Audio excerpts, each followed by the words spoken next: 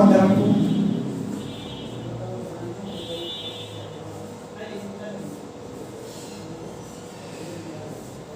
तो सर्वप्रथम देखा जाता है कि हम एक स्थान को ध्यान रखेंगे जिसका नाम था कपिलवस्तु, जिसका नाम था कपिलवस्तु। तो कपिलवस्तु की बात की जाती है, तो कपिलवस्तु की जब भी बात की जाती है तो यहाँ की जो एक राजा थी, यहाँ के राजा थे इनका, जिनका नाम था सिद्धोधन। राजा का जो नाम था वह था सिद्धोधन, राजा का नाम था सिद्धोधन था। तो क्या हुआ, सिद्धोधन की जो पत्नी थी उनका नाम था महामाया या माया देवी। सिद्धोधन की जो पत्नी थी उनका नाम था महामाया या माया देवी, महामाया या माया देवी इनका नाम था। अब बात ये थी कि जब महामाया या माया देवी की बात की जाती है तो इनको पुत्र की प्राप्ति होती है, तो इनको पुत्र की प्राप्ति होती है, पुत्र की प्राप्ति होती है।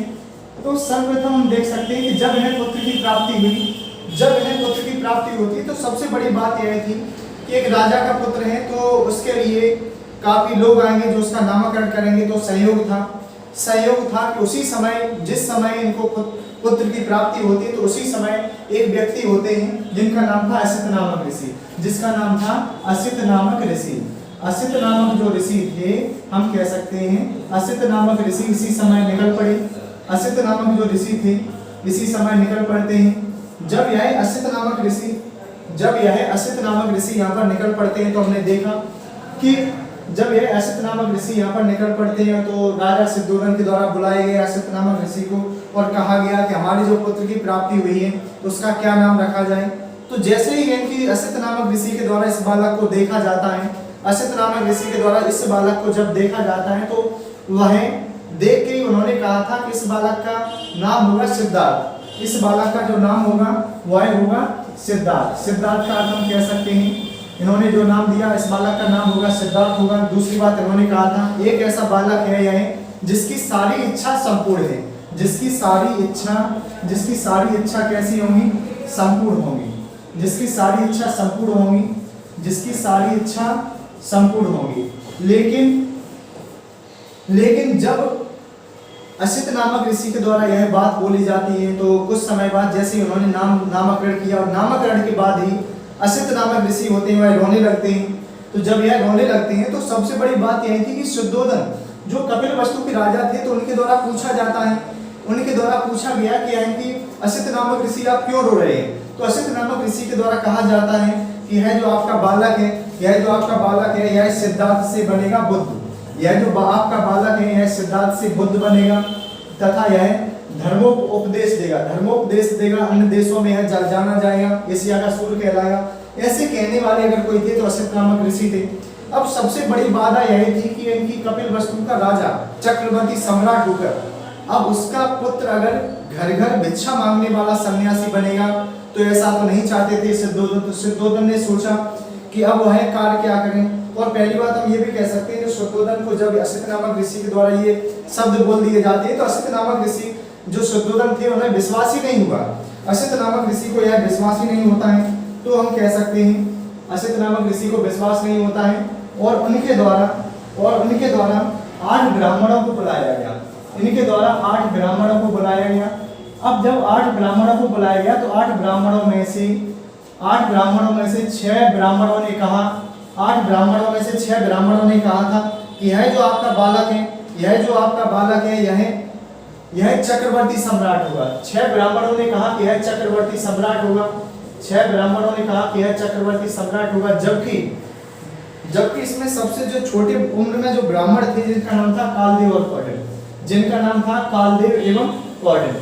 तो कालदेव एवं कौंडिन्य के द्वारा कहा गया, कालदेव एवं कौंडिन्य के द्वारा कहा जाता है कि मैं यहाँ पर उपस्थित सभी काल गणनाकारों को चुनौती देता हूँ कि यह जो बालक है वह चक्रवर्ती सम्राट नहीं बल्कि बुद्ध बनेगा तथा एशिया का सूर्य कहलाएगा।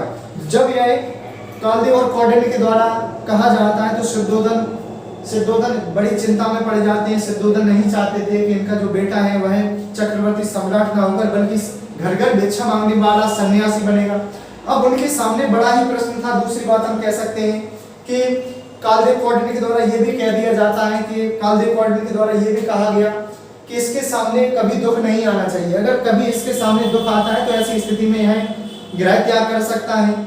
तो हम कह सकते हैं कि सिद्धोधन ने कहा कि मैं भी देखता हूं कि यह बालक कैसे बुद्ध बनता है। तो सिद्धोधन के द्वारा हम कह सकते हैं काफी प्रयास किए गए। जैसे हम कह सकते हैं तीनों ऋतुओं में देखा जाता है तो तीनों ऋतुओं के लिए सिद्धार्थ के अलग अलग महल बना दिए जाते हैं। सिद्धार्थ के लिए अलग अलग महल बना दिए जाते हैं जिसमें सिद्धार्थ को कभी महसूस ही नहीं हुआ, जिसमें सिद्धार्थ को कभी दुख आया ही नहीं था। लेकिन होना क्या था, जो असित नामक ऋषि के द्वारा कहा जाता है, होना क्या था जो असित नामक ऋषि के द्वारा कहा जाता है। और हम कह सकते हैं आगे चलकर हुआ क्या, जो नियति ने तय कर दिया था। दूसरी बात कालदेव कौंडिन्य ने यह भी कहा अगर इस बालक के सामने अगर सूखा वृक्ष आता है, अगर बूढ़ा व्यक्ति आता है या एक सब आता है या सन्यासी आता है तो ऐसी स्थिति में है जब भी दुख देखेगा तो सन्यास की ओर जाएगा। तो ऐसी स्थिति में सिद्धोधन ने कहा कि नगर नायकों को स्पष्ट कर दिया था कि इस हमारे बालक के सामने कभी भी बीमार व्यक्ति नहीं आना चाहिए या एक सब नहीं आना चाहिए, एक सन्यासी नहीं आना चाहिए। और कहा जाता है कि सिद्धोधन ने कपिलवस्तु में जितने भी रहने वाले व्यक्ति थे, जो वृद्ध थे, जो बीमार थे, उनके लिए उसने एक नई नदी का निर्माण कराया था। क्योंकि अगर सिद्धार्थ कहीं सिद्धार्थ ने देख लिया तो ये पथभ्रष्ट हो सकते हैं और हम कह सकते हैं यह गृह त्याग की ओर जा सकते हैं। लेकिन हुआ क्या, जो नियति ने तय कर दिया था, हम कह सकते हैं 29 वर्ष की अवस्था में हम कह सकते हैं कि इन्होंने क्या किया, इन्होंने कहा कि हम कपिलवस्तु की सैर करना चाहते हैं। इन्होंने कहा कि हम कपिलवस्तु की सैर करना चाहते हैं क्योंकि हम कह सकते हैं एक राजा का पुत्र है और उसने अपने राज्य को कभी देखा नहीं है। तो उसने कहा कि मैंने कभी अपना कपिलवस्तु को देखा नहीं है। तो कहा, और इससे पहले जब सिद्धोधन को पता चला कि जो सिद्धार्थ है वह कपिलवस्तु की सैर करना चाहते हैं तो उन्होंने नगर नायकों को स्पष्ट कर दिया था कि इनके सामने कोई ऐसा दृश्य न है जिसके बाद जो सिद्धार्थ है वो पथभ्रष्ट हो जाए या सन्यासी बन जाए। तो आगे चलकर हम कह सकते हैं जब कपिलवस्तु की सैर पर निकले तो इनके साथ इनका मित्र था। मित्र का नाम था चन्ना। जबकि अगर देखा जाता है मित्र से उन्होंने कहा कि हम कपिलवस्तु की सैर करना चाहते हैं। उनके जो घोड़े का नाम था, इनका जो घोड़ा था उसका नाम था कंथक। और क्या हुआ कि चन्ना और घोड़े के साथ यह कहाँ निकल पड़ते हैं, कपिलवस्तु की सैर पर निकल पड़ते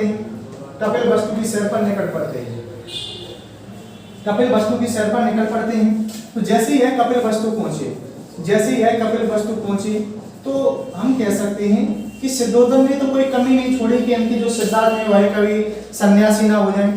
तो कहा जाता है कि जब कपिलवस्तु सिद्धार्थ पहुंचते हैं तो सिद्धार्थ के द्वारा देखा जाता है एक बूढ़ा व्यक्ति देखा जाता है, एक वृद्ध व्यक्ति देखा जाता है कि जब इनकी सिद्धार्थ ने कभी वृद्ध व्यक्ति नहीं देखा था। जब इन्होंने वृद्ध व्यक्ति को देखा तो उन्होंने चन्ना अपने मित्र से पूछा कि यह कैसा व्यक्ति है। तो चन्ना के द्वारा कहा जाता है कि यह बूढ़ा व्यक्ति है तथा उन्होंने कहा ये क्या होता है। तो हम कैसे, उसने कहा कि यह बीमारी से ग्रसित है। दूसरी बात उसने ये भी कहा कि प्रत्येक व्यक्ति बीमार होता है। तो जब इनकी सिद्धार्थ ने इनकी यह पहला दृश्य देखा, सच्चाइयों के जो विभेद थे वह खुलते ही चले गए। जिसके बाद सिद्धार्थ ने सोच लिया था कि अंतिम अगर कोई मार्ग हो सकता है तो उनका गृह त्याग ही हो सकता है। तो जब पहला उनके सामने जो दृश्य आता है वह क्या आता है, एक वृद्ध व्यक्ति आता है। जैसे ही वह आगे बढ़ते हैं तो उन्होंने देखा एक बीमार व्यक्ति। दूसरा जो इनके सामने दृश्य आता है एक बीमार व्यक्ति देखा। इसके बाद उन्होंने क्या देखा था, बीमार व्यक्ति देखा। तो दोबारा पूछा जाता है कि यह कैसा व्यक्ति है। तो चन्ना के द्वारा बताया जाता है कि यह एक बीमार व्यक्ति है तथा प्रत्येक व्यक्ति को बीमार होना है। जबकि इससे पहले की बात की जाएगी तो उसने ये कहा प्रत्येक व्यक्ति को वृद्ध होना है, कोई भी इससे बच नहीं सकता है। तो सिद्धार्थ जो जानते थे कि उन्हें पता ही नहीं था कि मृत्यु क्या होती है, वृद्ध होना क्या होता है, बीमार होना क्या होता है। तो ऐसी स्थिति में जब उनके सामने ऐसे दृश्य खुलते चले गए तो उन्हें केवल यही दिखा कि हमारे पिता ने इतनी बड़ी जो सच्चाई थी वो हमसे छुपाई है। तो उन्होंने कहा कि अब मैं इस दुनिया से आजाद होना चाहता हूं। तो इसके बाद सिद्धार्थ ने जब आगे बढ़े तो उन्होंने देखा एक सबको देख लिया। तो उसके बाद हम कह सकते हैं सिद्धार्थ का ये सबसे बड़ा जीवन का सच था। और इस समय जब उन्होंने सबको देखा तो चन्ना से पूछा कि यह क्या है। तो बताया जाता है कि यह सब है। उन्होंने कहा एक सब है तथा प्रत्येक व्यक्ति को मृत्यु के समीप पहुंचना है और मृत्यु ही जीवन का सबसे बड़ा सच है। ये चन्ना के द्वारा जब बताया गया तो सिद्धार्थ ने कहा कि हम जो जिंदगी जी रहे थे जो जिंदगी थी वो अलग जिंदगी थी, लेकिन उन्होंने कहा कि अब हमारी जो जिंदगी शुरू होगी वो एक अलग जिंदगी होगी जो अपने लिए नहीं बल्कि अन्य लोगों के लिए होगी। इसके बाद उन्होंने तुरंत ही आगे बढ़े तो उन्होंने देखा कि चौथा जो दृश्य देखा, कहा जाता है कि यही दृश्य के लिए उन्होंने जीवन को बदल दिया था। अंतिम जो दृश्य था, एक इन्होंने देखा था सन्यासी। यहीं पर क्या देखा तो इन्होंने सन्यासी देखा था। यहीं पर क्या देखा तो इन्होंने क्या देखा था, सन्यासी देखा था। यहाँ पर देखा क्या, इन्होंने सन्यासी देखा। और सन्यासी के बाद ही हम कह सकते हैं कि जब वह सन्यास के करीब पहुंचे, जब उन्होंने सन्यासी को देखा तो कहा कि मैं चन्ना से, यहीं पर उन्होंने कह दिया था कि मैं एक सन्यासी बनूंगा, कि मैं एक सन्यासी बनूंगा। अब सबसे बड़ी बाधा यही थी,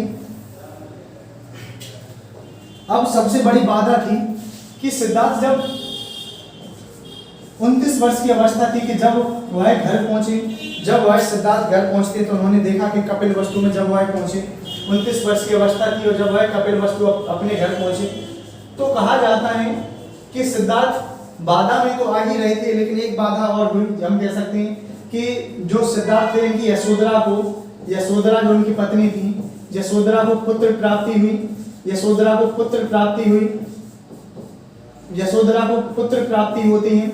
लेकिन जो सिद्धार्थ थे अब उन्होंने कहा कि यही एक बंधन का जन्म हुआ है, एक बंधन का जन्म हुआ है।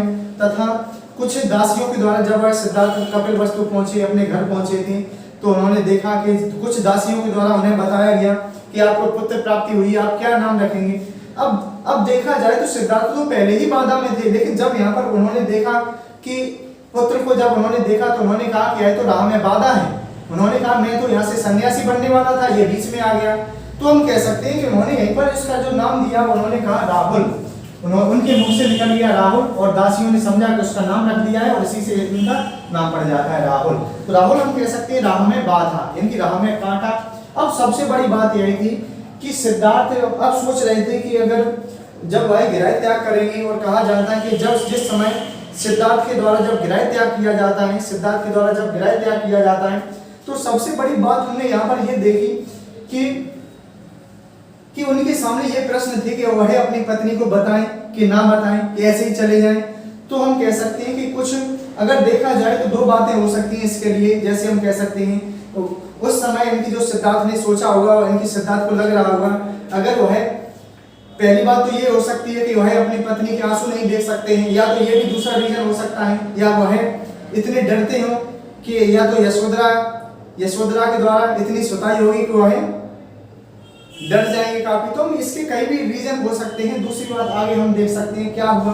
दूसरी रीजन की बात करेंगे तो यहाँ पर क्या होता है, 29 वर्ष की अवस्था में इन्होंने गिराय त्याग कर दिया, इन्होंने गिराय त्याग कर दिया। और जो गिराय त्याग की घटना थी वह किस नाम से जानी गई, महाविनिष्कमण के नाम से जानी जाती है।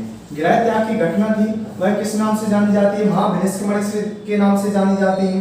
गिराय त्याग की घटना महाविनिष्कमण के नाम से जानी जाती है। और कहा जाता है कि जिस समय जो सिद्धार्थ अपने मित्र चन्ना के साथ निकले और उन्हें पता चल गया था कि एक स्थान पर अगर वैशाली पहुंचते तो वैशाली में गुरु हैं जिनका नाम है अलार कलाम, और अलार कलाम से वह शिक्षा को प्राप्त कर सकते हैं। तो उन्होंने क्या किया तो हम कह सकते हैं आगे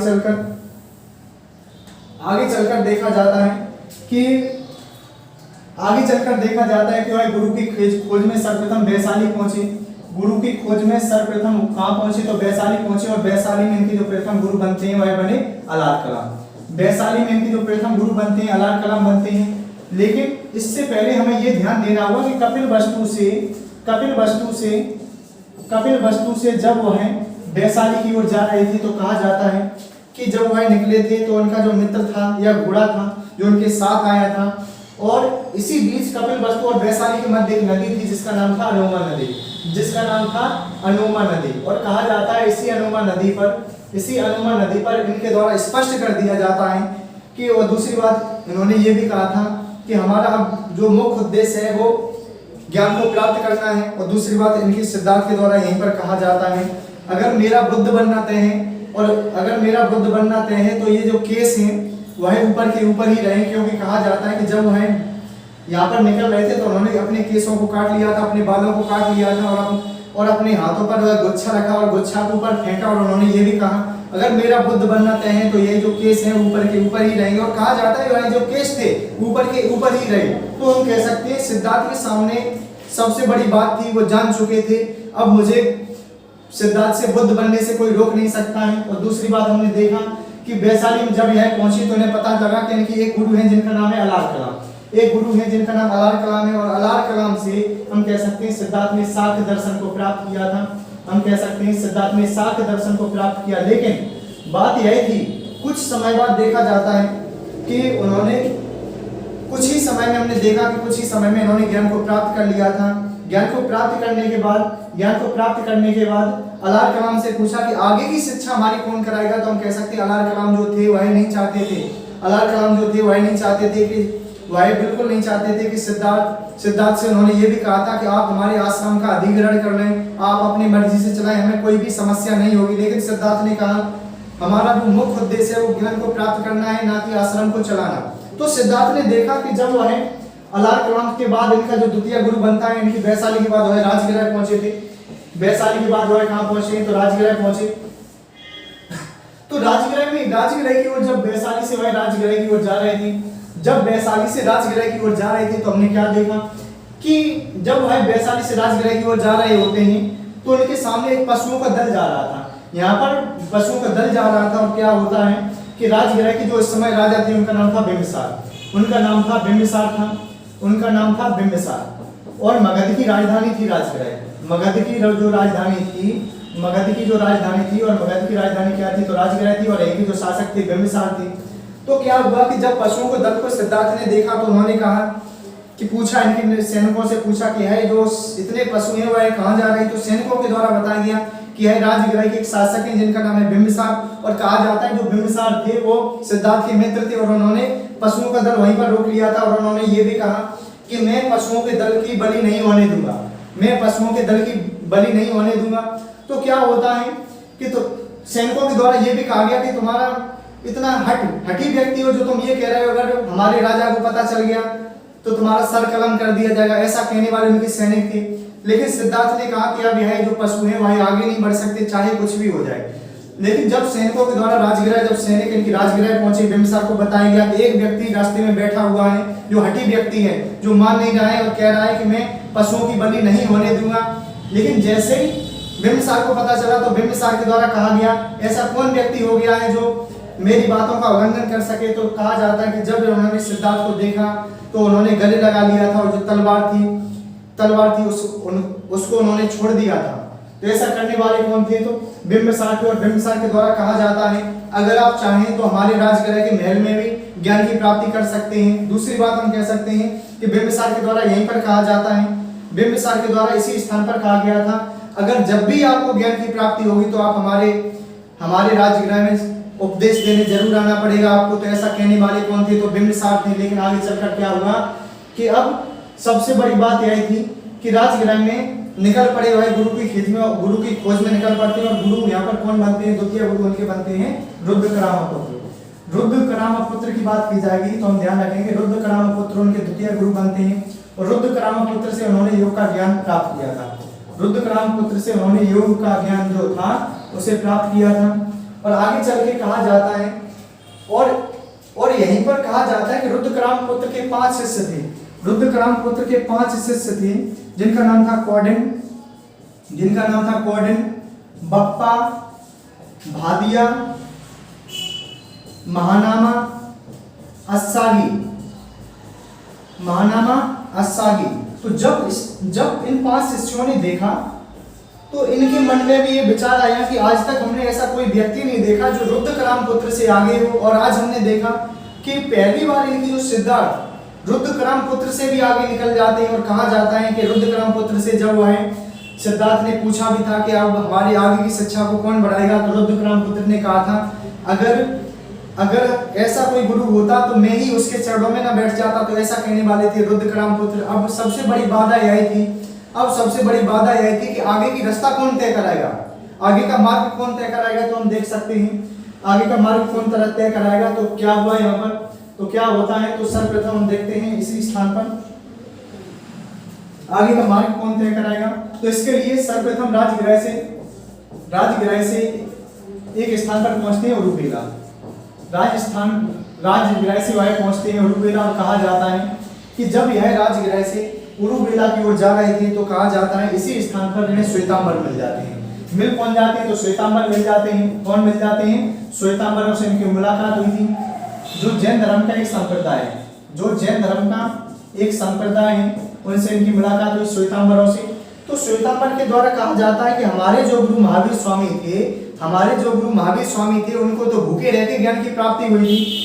तो जो सिद्धार्थ थे, सिद्धार्थ ने सोच लिया था कि हमने अपने जीवन में सब कुछ अपना लिया, लेकिन मैं भूखा कभी नहीं रहा, मैं इतने बड़े सत्य से अनजान ही रहा। तो कहा जाता है कि सिद्धार्थ ने यहाँ पर कहा था कि मैं तब तक भूखा रहूंगा जब तक मुझे ज्ञान की प्राप्ति नहीं हो जाएगी। तो हम कह सकते हैं उरुबेला में इन्होंने 27 दिन तपस्या की।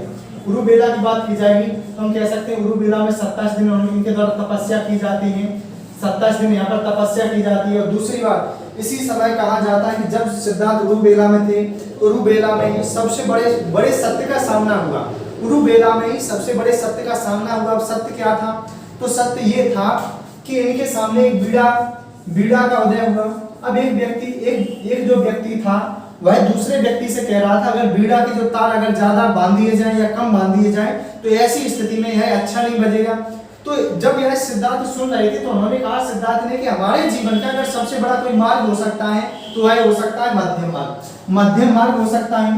उन्होंने कहा कि मध्यम मार्ग ही सबसे अच्छा मार्ग है। और हम कह सकते हैं कि उरुबेला की अगर बात की जाएगी तो हम कह सकते हैं कि रुद्रकाम पुत्र के 5 जो शिष्य थे वह उरुबेला पहुंचे थे। रुद्रकाम पुत्र के जो 5 शिष्य थे वह उरुबेला पहुंचे थे। और उन्होंने देखा भी था कि सिद्धार्थ के अगर वह शिष्य बनेंगे तो सिद्धार्थ के बनेंगे। लेकिन जब उन्होंने देखा कि सिद्धार्थ तो भूखे रहने के लिए भूखा रह के ज्ञान की प्राप्ति करेंगे, लेकिन जब उन्होंने देखा कि उन्होंने मध्यम मार्ग को अपना लिया है तो कौंडिन्य बप्पा भादिया महानामा सागी के द्वारा कहा जाता है कि जो सिद्धार्थ हैं पथ भ्रष्ट हो चुके हैं कि अब कुछ भी प्राप्त नहीं कर पाएंगे, ऐसा कहने वाले इनके 5 शिष्य थे। लेकिन आगे क्या हुआ?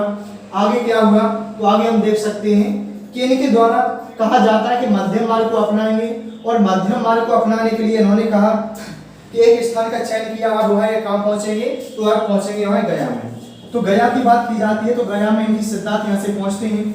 गया में जब वह पहुंचे तो हम कह सकते हैं 6 वर्ष की कठिन तपस्या के बाद 35 वर्ष की आयु में जो जबकि नदी का नाम था निरंजना नदी का नाम था निरंजना, फल्गु या पुनपुन, ये जो 3 नाम थे इसे दिए जाते हैं इस नदी को। इसी स्थान के नीचे जबकि पीपल वृक्ष के नीचे बैसाख पूर्णिमा के दिन हम कह सकते हैं सिद्धार्थ को ज्ञान की प्राप्ति होती है। जिसके बाद जो सिद्धार्थ थे यहीं से इनका परिवर्तन होता है बुद्ध में। हम कह सकते हैं यहीं से जो सिद्धार्थ थे वह बुद्ध बन जाते हैं। अब सबसे बड़ी बात यह थी कि जब सिद्धार्थ इनकी बुद्ध बनते हैं तो उन्होंने ये भी सोचा कि उन्हें अब किसे उपदेश देंगे। तो उन्होंने ये कहा था अगर मेरा कोई पहला शिष्य होगा तो वही पहले शिष्य होंगे जो हमसे पथ भ्रष्ट कह के गए थे। तो हम कह सकते हैं कि सर्वप्रथम इनके द्वारा कहा जाता है इनके द्वारा कहा जाता है कि हमारे वही 5 शिष्य बनेंगे। तो इनके द्वारा यह सर्वप्रथम कहाँ पहुंचते हैं? तो हम कह सकते हैं यह सर्वप्रथम पहुंचे सारनाथ इनकी वाराणसी में इनकी पहुंचे, जहां पर सिद्धार्थ के द्वारा पहला उपदेश दिया गया, जहां पर सिद्धार्थ के द्वारा प्रथम उपदेश दिया जाता है और प्रथम उपदेश की जो घटना थी वह धर्म चक्र परिवर्तन के नाम से जानी गई। प्रथम उपदेश की जो घटना थी वह धर्म चक्र परिवर्तन के नाम से जानी जाती है। तथा यहाँ पर उन्होंने जो उपदेश दिया था वह 5 शिष्यों को दिया था जिसका नाम that Quadin Bappa Bhadia Mahanama Asagi, जिनका नाम था क्वाडिन बप्पा भादिया महानामा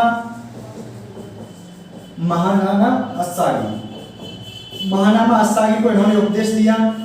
अब उपदेश में क्या कहा था तो हम कह सकते हैं सिद्धार्थ इनकी जो बुद्ध बन चुके थे, इनकी हम कह सकते हैं उन्होंने अपने आप को जान लिया था तथा उन्होंने जो 4 आर्य सत्य बताए थे, यहाँ पर उपदेश में उन्होंने 4 आर्य सत्य बताए और 4 आर्य सत्य की बात की जाएगी तो हम ध्यान रखेंगे 4 आर्य सत्य में उन्होंने क्या कहा था, दुख समुदाय,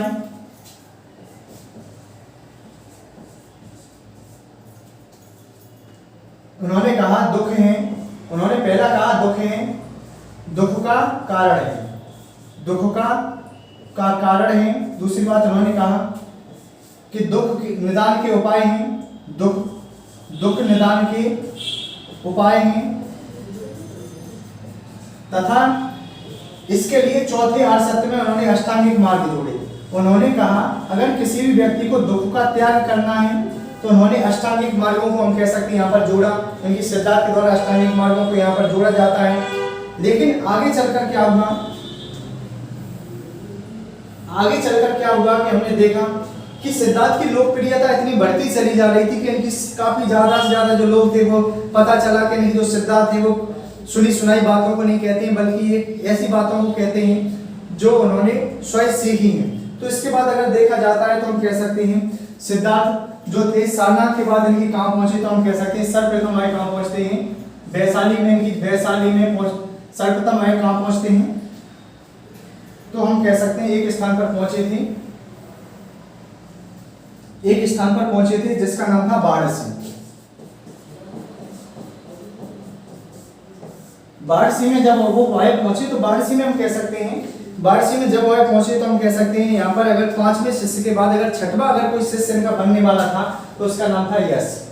छठवां अगर बनने वाला था तो यश था। और दूसरी बात इनकी यहीं पर उन्होंने कुछ नियम भी निर्धारित किए। उन्होंने कहा अगर हमारे कोई बौद्ध धर्म में जुड़ना चाहता है तो उसके लिए एक एज लिमिट रखी। उन्होंने कहा कि 18 वर्ष की आयु होनी चाहिए। दूसरी बात उन्होंने ये भी कहा बहुजन हिताय बहुजन सुखाय, बहुजन हिताय बहुजन सुखाय का इन्होंने नारा दिया था। इसी स्थान पर बहुजन हिताय बहुजन सुखाय का इन्होंने नारा दिया था।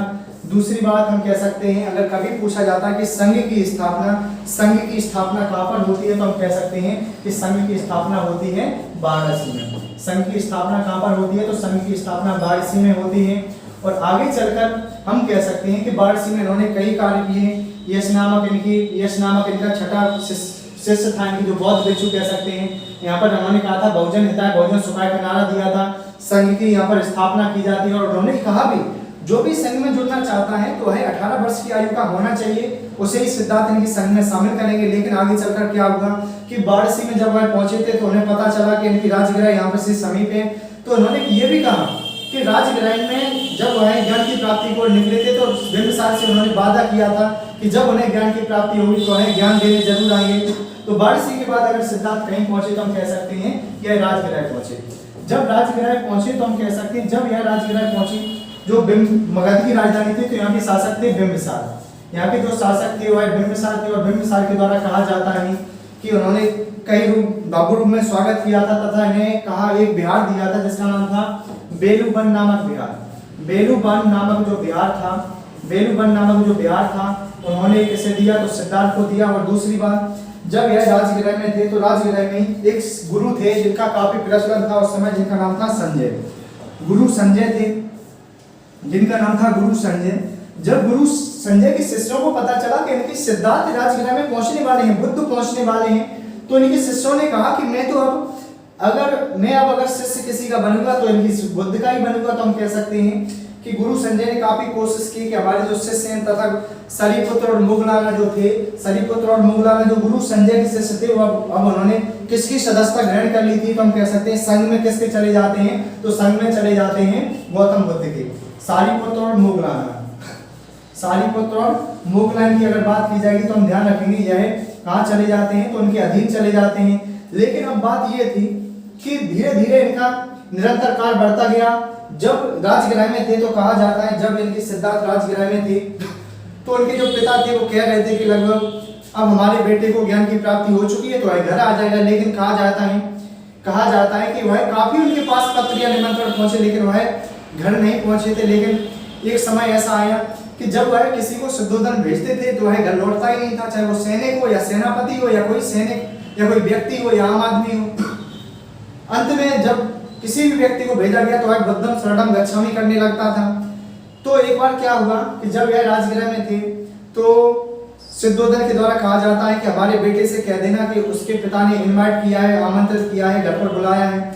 अंत में उसने ये भी कहा, शुद्धोधन ने कहा कि हमें पता है तुम वहां पर जाके चिमटा बजाओगे, लेकिन इससे पहले कह देना, चिमटा बजाने से पहले कह देना कि तुम्हारे पिता ने इनवाइट किया है, कि तुम्हारे जो सिद्धार्थ से कह देना कि उनके पिता ने बुलाया है। तो ऐसा कहने वाले कौन थे, तो शुद्धोधन थे। लेकिन हुआ क्या कि राजगृह के बाद वह अपने घर पहुंचे थे, क्योंकि इनके पिता ने इन्हें बुलाया था, इनके पिता ने बुलाया था, जिसका नाम था कपिलवस्तु। जब यह कपिलवस्तु पहुंचे तो कपिलवस्तु में देखा जाता है, कपिलवस्तु में देखा जाता है, कपिलवस्तु में देखा जाता है कि कपिलवस्तु में जब यह पहुंचे तो इनके भाई, इनकी जिनका नाम था नंदी, इनके भाई का नाम क्या था? नंदी था। इनके भाई का नाम क्या था? नंदी था। तथा यहाँ पर हम इनके जीवन परिचय को देख लेंगे एक बार। अगर कभी पूछा जाता है सिद्धार्थ के जो भाई का नाम क्या था? नंदी था, जबकि बहन का नाम क्या था? नंदा था। बहन का नाम क्या था? नंदा था। पिता का नाम क्या था? तो शुद्धोधन। पिता का नाम क्या था? शुद्धोधन। पिता कौन थे? तो शुद्धोधन थे। और इनकी माता का नाम क्या था? तो महामाया या माया देवी। इनकी माता का नाम क्या था? तो महामाया या माया देवी नाम था। दूसरी बात हम कह सकते हैं कि जब सिद्धार्थ का जन्म हुआ तो जन्म के 7वें दिन इनकी माता महामाया या माया देवी की मृत्यु हो जाती है। इनकी मौसी जो थी उनके द्वारा सिद्धार्थ का लालन पालन किया गया, और मौसी का जो नाम था वह था प्रजापति गौतमी। मौसी का जो नाम था प्रजापति गौतमी। मौसी का जो नाम था वह था प्रजापति गौतमी के द्वारा हम कह सकते हैं इनका लालन पालन किया जाता है। जबकि हम कह सकते हैं 16 वर्ष की आयु में इनका विवाह होता है यशोधरा से। 16 वर्ष की आयु में इनका विवाह होता है यशोधरा से। यशोधरा इनकी पत्नी थी। दूसरी बात, इनके पुत्र का नाम क्या था? तो राहुल था। इनके पुत्र का नाम क्या था? तो राहुल था। जबकि भाई बहन कौन थे? तो नंदी नंदा थे। जबकि इनका चचेरे भाई की बात की जाती है तो चचेरे भाई कौन थे? तो चचेरे भाई का नाम था देवदत्त। चचेरे भाई का नाम क्या था? तो देवदत्त था। चचेरे भाई का नाम देवदत्त था। दूसरी बात हम कह सकते हैं कि जब सिद्धार्थ जब कपिलवस्तु पहुंचे थे तो नंदी का राज्याभिषेक हो रहा था, और इनका चचेरा भाई था वो नहीं चाहता था कि जो सिद्धार्थ हैं वह यहाँ पे इनकी अगर कुछ भी उनके अधीन रहे। तो हम कह सकते हैं कि देवदत्त ने यह भी कहा कि जो सिद्धार्थ इनकी जो उन्होंने अपने आप को जान लिया था, सिद्धार्थ से जब बुद्ध बन गए थे, जो संघ का संचालन कर रहे थे, तो देवदत्त ने कहा कि अब संघ का संचालन मैं करूंगा। तो हम कह सकते हैं इसने काफी बार हानि पहुंचाई देवदत्त के द्वारा। और कहा जाता है तीसरी बार इसने गिद्धकूट की पहाड़ी से शिलाखंड फेंका था, जिससे इनकी कहा जाता है सिद्धार्थ जो थे वह घायल हो जाते हैं। और बिंबिसार के राजवैद्य जीवक के द्वारा इसका इनका जो सिद्धार्थ का परामर्श किया जाता है, बिंबिसार के राजवैद्य जीवक के द्वारा इनका परामर्श किया जाता है। जबकि आगे की अगर बात की जाएगी तो आगे देखेंगे इसके बाद वह कहाँ पहुंचते हैं। तो इसके बाद वह वैशाली पहुंचे। तो जब वह वैशाली में पहुंचे तो इनके जो प्रिय शिष्य थे उनका नाम था आनंद। इनके जो प्रिय शिष्य थे आनंद, तो आनंद के द्वारा काफी प्रयास किए गए। आनंद के द्वारा कहा गया कि बुद्ध आप इनकी, उनके द्वारा कहा गया कि बुद्ध आप इनकी नाफरमानी कर रहे हैं, क्योंकि आपने संघ में पुरुषों को तो जोड़ लिया है लेकिन महिलाओं को अभी आपने अनुमति नहीं दी है। ऐसा कहने वाले आनंद थे। आनंद के बार बार कहने पर कहा जाता है कि इस वैशाली में इन्होंने भिक्षुणी संघ की स्थापना कर दी थी। वैशाली में इनके द्वारा भिक्षुणी संघ की स्थापना कर दी जाती है। और भिक्षुणी संघ में शामिल होने वाली अगर प्रथम महिला कोई थी तो उनकी मौसी थी, जिनका नाम था प्रजापति गौतमी। उनकी मौसी जो जुड़ती है इनका नाम था प्रजापति गौतमी। प्रजापति गौतमी की बात की जाएगी तो यह शामिल होने वाली प्रथम भिक्षुणी थी। जबकि हम कह सकते हैं आम्रपाली भी जुड़ जाती है इस भिक्षुणी संघ में। तथा इनकी जो पत्नी थी यशोधरा भी इनकी भिक्षुणी संघ में जुड़ जाती है। तथा हम कह सकते हैं बिंबिसार की पत्नी छेवा, बिंबिसार की जो पत्नी थी हम कह सकते हैं जो छेवा की बात की जाएगी तो ये भी हम कह सकते हैं यह भिक्षुणी संघ में जुड़ जाती हैं। लेकिन जो सिद्धार्थ थे उनका कहना था कि हमें पूरी दुनिया को जागरूक करना है तथा इनकी दुनिया में उपदेशों को फैलाना है। तो आगे चलकर क्या हुआ कि इसके बाद वह कहाँ पहुंचे हैं? तो इसके बाद वह पहुंचते हैं कौशाम्बी पहुंचते हैं। कौशाम्बी में देखा जाता है तो कौशाम्बी में जब वह पहुंचे तो कौशाम्बी के समय जो शासक थे उनका नाम था उदयन। कौशाम्बी के जो शासक थे उनका नाम क्या था? तो उदयन था। और उदयन को एक व्यक्ति के द्वारा कहा जाता है, गुरु थे जिनका नाम था पिंडोला महाराज के द्वारा कहा गया कि आपको बौद्ध धर्म ग्रहण करना चाहिए। तो हम कह सकते हैं उदयन ने बौद्ध धर्म को यहाँ पर ग्रहण भी किया था। उदयन ने हम कह सकते हैं बौद्ध धर्म को यहाँ पर इनकी ग्रहण भी किया। लेकिन आगे चलकर देखा जाता है तो है कौशाम्बी से कहाँ पर पहुँचते हैं? तो कौशाम्बी से है श्रावस्ती पहुँचते हैं। कौशाम्बी से यहाँ कहाँ पहुँचे? तो श्रावस्ती पहुँचे। और श्रावस्ती एक ऐसा स्थान था, कहा जाता है कि सर्वाधिक उपदेश अगर बुद्ध ने कहाँ पर दिए हैं, सर्वाधिक उपदेश कहाँ पर दिए हैं? तो हम कह सकते हैं यहाँ पर उन्होंने सर्वाधिक उपदेश दिए थे तथा जीवन के सर्वाधिक वर्ष हम कह सकते हैं उन्होंने यहाँ पर बिताए थे। जीवन के जो सर्वाधिक वर्ष थे उन्होंने यहाँ पर बिताए। और दूसरी बात कहा जाता है कि श्रावस्ती में ही श्रावस्ती का साहूकार था जिसका नाम था अनाथ पिंडक। श्रावस्ती का साहूकार था जिसका नाम था अनाथ पिंडक। अनाथ पिंडक ने 300 स्वर्ण मुद्राओं में जैतवन खरीदकर गौतम बुद्ध को यह उपहार में दिया था। और दूसरी बात कहा जाता है कि यहीं का एक डाकू था जिसका नाम था अंगुलीमाल। और कहा जाता है कि एक समय ऐसा था कि जब सिद्धार्थ इनकी भिक्षाटन के लिए निकले तो श्रावस्ती में उन्होंने देखा कि सभी जो घर थे या मकान थे उनके जो दरवाजे थे वह बंद थे, सभी दरवाजे बंद थे। और दूसरी बात कहा जाता है कि जब उन्होंने देखा कि इसका कारण क्या है, तो जब इनके सिद्धार्थ वहां पर बुद्ध घूम रहे थे तो एक व्यक्ति के द्वारा उन्हें पकड़ के घर में बंद कर लिया जाता है और बताया जाता है कि आपको पता नहीं है कि अंगुलीमाल इनकी श्रावस्ती की सीमा पर देखा गया है। तो यहाँ पर इनकी सिद्धार्थ जो बुद्ध थे उनके द्वारा कहा जाता है कि अगर कोई व्यक्ति जो अपने आप को जानने वाला है अगर वो भी डरता है तो फिर उसके परिवर्तन का कोई लाभ नहीं हो सकता है। और कहा जाता है कि सिद्धार्थ को बिना कुछ डरे हुए आगे बढ़ते चले जा रहे थे, लेकिन होना क्या था कि अंगुलीमाल जो डाकू था सिद्धार्थ के सामने आ जाता है और कहा जाता है कि 999 लोगों की उंगलियां काट चुका था और 1000वें की वो काटने 1000वें नंबर की जो थी वह बुद्ध मिल जाती। और उसने कहा था कि जब भी मैं 1000 व्यक्तियों के अंगुलियों को काट लूंगा तो मैं एक इनकी शक्तिशाली इनकी बन जाऊंगा। और कहा जाता है कि 1000वें नंबर के जो व्यक्ति मिलते हैं वह सिद्धार्थ होते हैं। जब यह सिद्धार्थ को इसने देखा कि जो सिद्धार्थ थे वह चले ही जा रहे थे, अंगुलीमाल सामने था और बिल्कुल भी भय ना था सिद्धार्थ के मन में, तो अंगुलीमाल के द्वारा पूछा जाता है कि इनकी उसके द्वारा कहा जाता है कि आपको भय क्यों नहीं, तो उसने कहा भय तुम्हें होना चाहिए। सिद्धार्थ के द्वारा कहा जाता है कि मुझे क्यों भय की जरूरत है, भय की जरूरत उसे होना चाहिए जो डरा हुआ है, जो सहमा हुआ है। तो सिद्धार्थ के द्वारा जब ये बातें बोली जाती हैं और सिद्धार्थ के द्वारा आगे ये भी कहा जाता है अंगुलीमाल से कि आप एक पेड़ की टहनी काट के देखिए। जब वो है काट के लेके आता है, जब वह काटने जाता है तो सिद्धार्थ के द्वारा कहा जाता है, बुद्ध के द्वारा कहा जाता है कि इसके संपूर्ण चांस हैं कि यह बदल सकता है, क्योंकि उन्होंने कहा कि जब यह बात तो मान रहा है। अंत में उन्होंने ये भी कहा कि जब वह टहनी को काट के लेकर आया तो उसने कहा कि सिद्धार्थ के द्वारा कहा जाता है कि अब इसे वापस जोड़ के आओ, ऐसा भी सिद्धार्थ के द्वारा कहा गया। लेकिन जब अंगुलीमाल ने ऐसा सुना कि जोड़ के आओ तो अंगुलीमाल के द्वारा कहा गया कि मैं इसे कैसे जोड़ सकता हूं, तो सिद्धार्थ ने यहाँ पर कहा कि जब तुम अंगुलियों को काट सकते हो, जब तुम अंगुलियों को जोड़ नहीं सकते हो तो इन्हें काटने का भी हक तुम्हें नहीं मिल सकता है।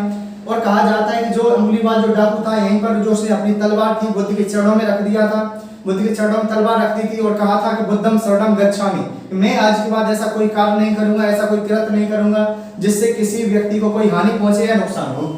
इसी के बाद देखा जाता है कि श्रावस्ती के बाद की अगर बात की जाएगी तो श्रावस्ती के बाद कहा जाता है कि वह कहाँ पहुंचते हैं। श्रावस्ती के बाद हम कह सकते हैं कि यह एक स्थान था कौशल स्थान था और कौशल के जो शासक थे वह थे प्रसेनजीत। वह कौशल के जो शासक थे उनका नाम प्रसेनजीत था। प्रसेनजीत को जब पता चला कि इनकी जो अंगुलीमाल डाकू है वह सिद्धार्थ का शिष्य बन चुका है और उसका जो नाम था उस समय अहिंसक रख दिया जाता है, तो कहा जाता है कि इन्हें विश्वास नहीं हुआ और यह देखने के लिए पहुंचे बुद्ध के यहाँ पर। तो उन्होंने देखा कि वास्तव में इतना बड़ा परिवर्तन था जो बुद्ध ने कराया था। दूसरी बात हम कह सकते हैं कौशल के शासक प्रसेनजीत की अगर बात की जाएगी तो हम कह सकते हैं कौशल के शासक प्रसेनजीत ने घोषित राम विहार जो था वह बुद्ध को दिया था। लेकिन आगे चलकर क्या होता है कि कुछ समय बाद देखा जाता है कि सिद्धार्थ ने एक भविष्यवाणी कर दी कि उन्होंने कहा था कि 3 महीने बाद मैं महापरिनिर्वाण लूंगा। तो इसके लिए एक अनहोनी यहाँ पर होती है जिसको हम देखते हैं। कौशल के बाद वह कहाँ पहुंचे, पावा की बात की जाएगी तो जो पावा थी वो मल्लों की राजधानी थी पावा। और पावा में एक व्यक्ति थे जिसका नाम था चुंद नामक व्यक्ति के द्वारा इन्हें बुलाया जाता है और कहा जाता है कि आपको भोज्य सामग्री ग्रहण करने के लिए हमारे यहाँ पर आना होगा। और यहाँ पर सिद्धार्थ पहुंचे। जब सिद्धार्थ यानी कि पावा पहुंचे तो देखा जाता है चुंद नामक व्यक्ति ने इनवाइट किया था और कहा जाता है कि सिद्धार्थ ने शुकर माधव खाने से जब उन्होंने शुकर माधव को ग्रहण किया तो कहा जाता है कुछ लोगों का मानना है कि यह चंदन के पेड़ से तोड़ा गया था, कुछ लोगों का मानना है कि यह सुअर का मांस था। और कहा जाता है कि यहाँ पर जो सिद्धार्थ थे वो इतने पवित्र व्यक्ति थे, जब उन्होंने इसे ग्रहण किया कहा जाता है कि यहीं पर यह अतिसार रोग से पीड़ित हो जाते हैं और यहाँ से वह निकल पड़े। यहीं पर उन्होंने आनंद से कहा था कि मुझे एक ऐसे स्थान पर ले चलो जहाँ पर मैं महापरिनिर्वाण इनकी मृत्यु को प्राप्त हो सकूं। तो कहा जाता है कि आनंद के द्वारा जो इनके प्रिय शिष्य थे, जो हमेशा इनके साथ रहते थे, उनके द्वारा कहा गया कि आप इनकी एक ऐसे स्थान का चयन करें जहाँ पर आपको ज्यादा से ज्यादा लोग इनकी देखने आ सके। तो हम कह सकते हैं उन्होंने एक स्थान का चयन किया जिसका नाम था कुशीनगर, जिसका नाम था कुशीनगर। देवरिया उत्तर प्रदेश की बात की, कुशीनगर देवरिया उत्तर प्रदेश की बात की। कुशीनगर देवरिया उत्तर प्रदेश में 483 ईसा पूर्व, 483 ईसा पूर्व हम कह सकते हैं, 483 ईसा पूर्व सिद्धार्थ के द्वारा महापरिनिर्वाण को प्राप्त कर लिया जाता है। और मृत्यु के पहले अगर इनका कोई अगर अंतिम शिष्य था तो यह सुबध होता है। तो आज हमने इनकी जीवन से लेकर मृत्यु तक की घटना को देखा। अगर वीडियो को पसंद आता है तो चैनल को लाइक, सब्सक्राइब एंड शेयर करें। वीडियो देखने के लिए धन्यवाद।